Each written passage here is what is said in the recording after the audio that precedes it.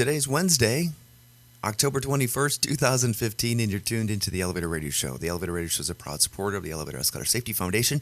To find out how you can make a difference, visit their website today at www.eesf.org. Hey, everybody, I'm on the mend, so hang with me as I get through the program this morning. And as always, thanks for joining us. You're tuned in to the Elevator Radio Show, a weekly program dedicated to covering news and information on elevators, escalators, and moving walkways. Produced in the wee hours of the morning, a new show is uploaded every Wednesday, sometimes even before you get out of bed. Listen to some of the comments sent in from our audience. Rob from New York writes, Tom, are you f***ing insane? You actually get up at 2 a.m. each Wednesday to put this show out? Man, you must love elevators. Tim from Illinois writes, I'm not sure why I listened, but ever since I tuned into the first show back in 2007, I've been addicted. Matt in Texas writes, I like your safety messages, Tom. It's important to remember them each and every day. And he also adds, when am I going to win the monthly prize pack giveaway? Ron from California sent this in. Despite your inability to pronounce words in the English language, I tune in each week and am glad that you offer this service to the industry. It's better than Google News alerts. Sarah from Washington writes, love the show, Tom, and look forward to it each week. I'm glad I signed up for the newsletter. You provide a valuable resource for the industry, not only for North America, but worldwide. Enjoy the show. And now, here's your sleep-deprived host, Tom Seibert.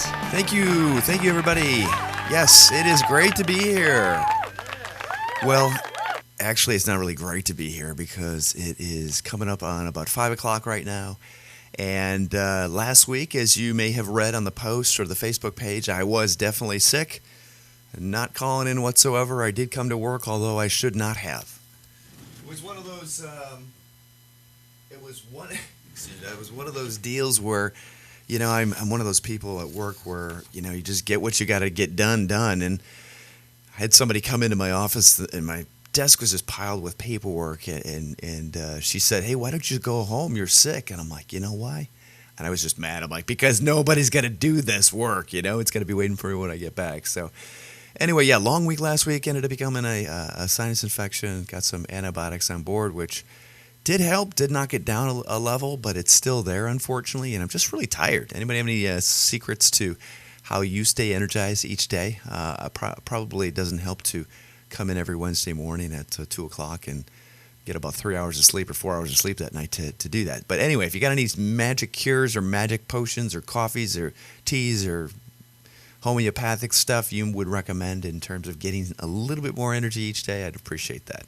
Other than being sick, everything's going well. My middle son is finishing up his football season, which is exciting. They had a pretty good season. Tomorrow night is actually their homecoming game, which I cannot wait.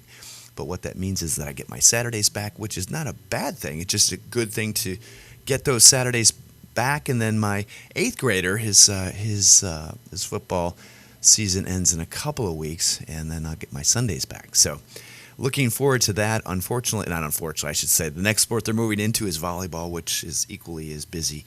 But it's still all good. So I hope everybody out there in the internet world of the Elevator Radio Show podcasting space is doing well in terms of, you know, your families and what's going on with you. And that's about it. So it's crazy. Fall's in the air, and it feels good. Probably many of you want me to comment about the Cubs' quest for the World Series, and they dropped their 3rd game last night. And I guess I want to see the Cubs do well. I'm not really a Cubs or Sox fan. But at the end of the day, I just want to see a Chicago team do well or perform well or play well. And I think the Mets have been playing pretty well the last 3 series. And again, I'm not a huge baseball fan. I always figure that if I start watching the game, they're going to start losing. So maybe I should start watching the game to see if they'll win. But what concerned me the most about when the Cubs won the last game against St. Louis was that they went nuts. I mean, if you would have seen the news coverage the night they won the last game against the Cardinals, you would have thought they won the World Series. And I turned it on. I'm like, what in the world are we celebrating? We still have a little ways to go to get to the World Championships, or, you know, to the World Series, I should say. Excuse me, sorry. It's early. So that was my big concern. And so I hope I didn't, put the kibosh on the whole, quest for the World Series. But maybe they can pull it out. I'd love to see it. It would be a great story if they could. But as you can deflated a little bit, and for good reason. So we'll see what happens tonight, and they could be over tonight, or they could kind of start climbing back out of the hole that they're in, and it would be great to see. But in all honesty, I think they play way too many games. I mean, it just seems like there's a million games that they play. Long season. And again, I don't, send me your hate mail, elevatorradioshow@gmail.com. Tell me why baseball is the greatest sport in the world. I'm sure many of you out there that would say that. I played baseball. I liked it. But ultimately, what would happen if baseball only had 12 games a year like football? Can you imagine? Or what would happen if football had like 389 games like baseball does? Can you imagine that? That'd be definitely a different story. And the argument might be made that, football players couldn't do it because it's much more rigorous and physical, which I would agree with. But still would be interesting to see if that ever happens. So anyway, got a good show for you today. Nice and short. As always, send your email comments to elevatorradioshow@gmail.com. And we should have you out of here in pretty much no time at all. Just as a reminder, since the website was updated, if you go to elevatorradioshow.com, if you're watching the YouTube page, you'll see, scroll all the way down to the bottom here, and the place you want to subscribe to the e-newsletter is under the subscribe link, the sign-up link. And again, my promise to you is that I will never share or sell your information. At the most, we'll send you 52 emails a year if there's a show every week, and that's where the email gets sent out from. Although it seems as if most people are picking up the show from the Facebook page. So I have that linked in the website as well, and I'm starting to drizzle content into the page. So if you haven't checked that out, please do so at your earliest convenience. So up next, we'll get into the news. We'll have you out of here in no time. Let this week's news stories give you a lift on what's happening in the vertical transportation arena. Each news segment is organically dug and fresh with news stories of the week. Got lift? If not, stay tuned. All right, I wish I had a cough button on my console, but I don't. Okay, first news article I thought was pretty prudent and worthy of sharing, and I think you all should share this as well. Gothamist has a report asking the question, should New York elevator mechanics be licensed? And my question is, why wouldn't they, or why shouldn't they? And it kind of boggles my mind, and it kind of had me thinking a little bit deeper on the topic. If elevator mechanics aren't licensed in the state or in New York, who in the heck else is not licensed? And how do they pull permits? And I'm sure there's a permitting process, but how do they really qualify if somebody can work on elevator equipment? So good article. I gotta say, there is actually a safety bill in the process that some representatives are attempting to gain support for. But this one paragraph, second paragraph statement says it all. Unfortunately for all of us, New York State is one of the few states that do not require elevator mechanics to be educated, trained, and licensed, said Michael Halpin, the organizer for Elevator Contractors Local Number 1 right now in New York State. Anyone can be an elevator mechanic. That's right, anyone. I think I knew this before, but I'm just surprised that nothing has changed since some of the accidents that have occurred, in the last 3 years. So how does this happen? Anybody out there have a theory behind why would New York not require mechanics to be licensed? Anybody out there? Share with me, please. Why wouldn't this be a good idea? Why would legislators not think or want this to happen or make it happen in the past? elevatorradioshow@gmail.com. Send me your comments. So, I don't know. This kind of ties in with, some inspections and stuff like that have happened in New York City that have been in the news as of lately, along with the last week's show about the elevator that is being recalled, or the parts that had issues with. Okay, if you want to read the actual New York bill that addresses licensing of elevator technicians, apparently this was, I guess it's in the Senate as of January 15, 2015, and I think we probably covered this on the show. I'll let everybody read this on at their own time, but hopefully, it includes the provisions to ensure that licensed mechanics are licensed. And just so you know, I don't mean to take anything away from New York City, the union there, because the union does provide training.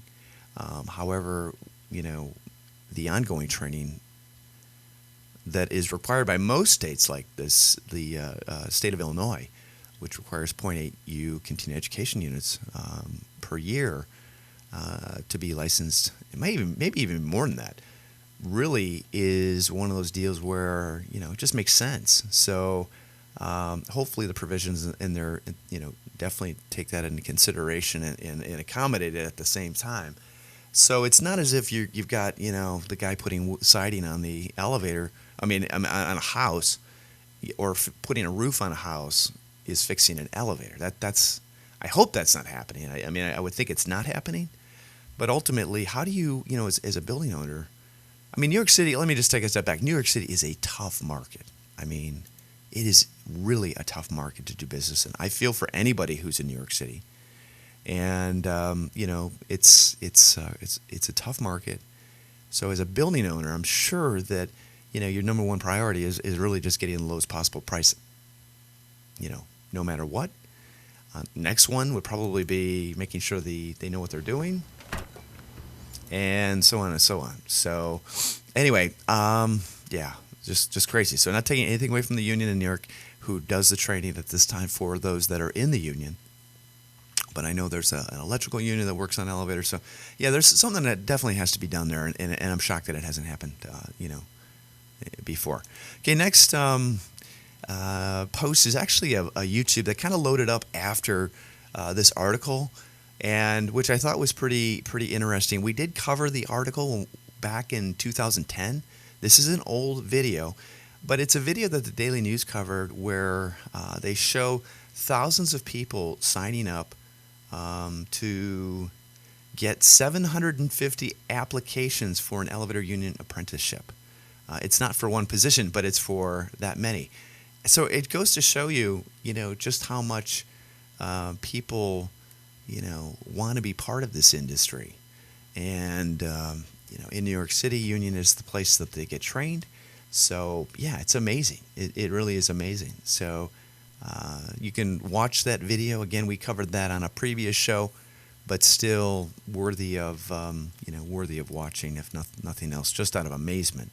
And it's interesting they interview one of the people who was in the apprentice, program, or I guess had taken the test multiple times, and I couldn't believe it. He responded that he failed it the first two times, and it was by accident. He failed, whatever, but you don't fail a test by accident. You fail it because you don't know what the heck you're doing. And the test, I know here in Illinois, is not an easy test in terms of the QEI stuff. So, yeah, it's not easy. So there's some high qualifications to be in the elevator industry, and there should be. There really should be. It's a dangerous job. Okay, Mitsubishi Electric to open new elevator plant in China. The Japanese company moving, having a facility there with the projected annual capacity of about 200,000 units in the future. Anyway, so wire.com. Next article, I got to find a better way of getting the show notes up here. For some reason, the hosting service I use is just not, I'm just not used to it. Okay, next news article, house painter falls 30 feet in a home elevator shaft. I wonder what covers this. I'm sure the house painters, you hope he's got insurance, because the homeowner's insurance probably is only going to take, cover a bit of that, depending on what the maximum of the policy is. But yeah, make sure that any contractor that works in your home is bonded, has insurance, is insured. Got to tell you, there's more to hiring a contractor to do work in your home than just getting the lowest price. And sometimes the lowest price is not the best deal. So yeah, it's crazy. I wonder if rates go up because there's a home elevator in your house. I would think that maybe in the future you're going to see that actually happen. If they don't address some issues with doors and space in between doors and stuff like that. So, yeah, apparently this house painter fell 30 feet in an elevator shaft inside his home. It wasn't his home, a home in Potomac. Anyway, so he's in stable condition. And, this is not good. It's coming from the Washington Post. Article you don't read very often. Actually, the first one I think I've seen. I haven't seen too many. Too many articles or accidents relating to home elevators where contractors fell into the shaft. Maybe a couple, which is too many. Okay, next article, college elevator story. Stairs can be dangerous. This is funny. Love the photo in relation to the release of the tickets for the new Star Wars movie that have gone on sale prior to the movie's release in December, which is amazing. I think they crashed a couple websites. Can't wait to see the movie. And if you go back and watch the original Star Wars movies, you'll be amazed because what they did with the technology they had back in the day is just amazing. Really is. So, anyway, it's a funny article talking about a student at a college who basically was taking the elevators as kind of a commitment to, get healthier. But the reality was I don't know if it's a guy. Yeah, guy. He actually tripped up the stairs and broke his leg. So stairs can be dangerous. I don't know if we need a safety group out there to promote how to walk up and down stairs safely. But that might be something somebody wants to check out. But it's still kind of funny. So nice to see that students are not always looking to take the stairs, especially when you're talking about 1 or 2 or 3, travel, floor, travel kind of deal. Okay, excuse me. Okay, next video. You got to check this video out. It is hilarious. Welcome to this voice-activated elevator, the Intellivator. This is hilarious. I know I've posted on the show, but I don't ever think I've watched it in its entirety, and it is hilarious. I mean, I know it wasn't done in the United States, but I think maybe this is how we put America back to work, Put them in charge of pressing buttons in elevators and becoming an automatic voice-activated system. I know that there is a voice-activated system out there on the market today, and I have to tell you that if it's anything like Siri, I don't want to use it because it is extremely frustrating. And for those of you out there who have watched the one voice-activated elevator from, I want to say Scotland, it's just like that. Totally hilarious. Where I swear, Siri, I either cannot talk correctly or pronounce things correctly, or I don't know what the deal is, but Siri just does not want to understand what I'm saying. I don't know. Maybe there's another application out there that's better than this, but ultimately, I end up screaming at her on the way home. So this is hilarious. This is some fun with some elevators not in the United States, but still cool. Okay, if you're interested in the Australia elevator and escalator market for 2015 through 2019, PR Newswire has a release where you can go and buy this, and this is from Research and Markets, and they're the guys that basically create all of these reports that are online. So interesting to see what's going on in Australia and kind of the path that they've taken. This kind of really addresses more of the majors in Australia, but still kind of interesting. I don't think too many of us do work in Australia. I don't quite know where they get their equipment from, what code they're under, probably the N81, but kind of interesting. Okay, courthouse evacuated after elevator motor smokes. This happens on occasion. The Times Herald reporting in Indiana, the St. Clair County Courthouse was evacuated about 11 a.m. after a faulty elevator motor created smoke in the building's basement. So I want to say it's probably a traction car. Hydraulic car. And, most controllers today have motor overload or motor time, what do they call it? Motor timer devices, which will shut the elevator car down if the motor continues to run beyond a certain time, just to prevent this kind of thing from happening. So make sure yours have it. If they don't, then, make sure that obviously you're machine rooms and whatnot have smokes and fire protection that they need not to deal with something like this. Okay, historic Otis Elevator Warehouse on 15th Street could get 92 apartments. This is an awesome piece. What is even cooler is the actual building that's, obviously in disrepair, but the history that this building has contained and is really amazing. And it would be great to see a developer come do whatever they want to the building, but make sure that they preserve the history and try to memorialize it in one way or another, because this is where, one of the most premier companies in America made equipment that allowed cities across the United States and world to build upward. So, yeah, I hope really something happens good from this building.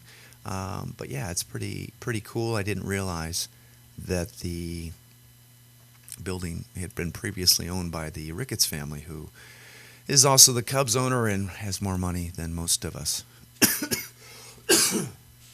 Perhaps even including Donald Trump. I don't know. But cool to see the photo now. Be cool to see it, in a previous photo. And I'm sure it's online somewhere in the internet world. So, okay, College Park Elevators renovations going into spring. This is coming from the Daily Titan, which is the student voice of California State University. Excuse me. And really, it's just not a big deal or anything, but it's a good article on what they're doing to make sure that the elevators are up to date for the next 30 years, and hopefully the equipment lasts that long at the same time. It's always that's always the hope, right? Anyway, man, I cannot dismiss this quick enough. Okay, next article, great jobs, great pay. Don't forget dangerous. Yeah, the elevator mechanic. Let everybody check this out on your own, but back in, what year was this? 2013 on September. Again, this is an old video, but news reporter goes out and takes a look at various jobs out there. This one highlighting the elevator mechanic. And so, again, just so you know, the money that they make is definitely worthy of what they do each day. So, again, very dangerous. You can't do it overnight, and another good piece. CRAEnglish.com, which is a translation China news site. 2 have been detained in fatal escalator accidents in China. I kind of figured this was going to happen. And, at the end of the day, I also thought it was going to be thrown up online, too, just to make an example. But you are going to see something happens to these 2 individuals, whether, to be made an example of. I don't know if any of you remember back in, I want to say, might have been 3 or 4 years ago, where they had an issue with milk, and it was tainted. Anyway, if you recall, they found who was responsible for this tainted milk, and they basically put those people to death. I don't know if they had a trial or what the deal was, but, man, remind me not to go to China. I guess that's one way of doing things. Whether or not it actually, corrects whatever the deficiency is a whole other question. So, anyway, in the last news article of the show, I thought this was actually an elevator type thing, but it's a RelicsNews.com website where U.S. elevator self-titled debut. And the reason why I posted it was, can somebody look at this photo that you're looking at through this link at Relics.com, RELIX? Is this U.S. elevator image, is that from an old U.S. elevator monitoring system? I'm curious because it looks like it, but I'm not 100% sure. And I'm sure we have got some, people out there from U.S. Elevator. I'd love to hear from you. But if you want to listen to some of their cool music, they got a link in here. You can buy it. I prefer that you buy it. It's the better way of doing it. But I will play their first track, and we'll kind of fade out with that as we kind of end the show today. So, as always, that's going to do it for this week's show, everybody. I want to thank everybody for joining us today. Told you it would be short and sweet. Get over, sign up for the e-newsletter. Again, we have our prize pack giveaway next week. Take a deep breath. Make sure you rest as much as you can. Wash your hands to make sure that you are not getting germs into your body. And if those that you are around have germs, try to get them to go home no matter how much work they have to do. So, all right, everybody, have a great rest of the week. Have a safe one, and we'll talk to you next Wednesday. Bye-bye.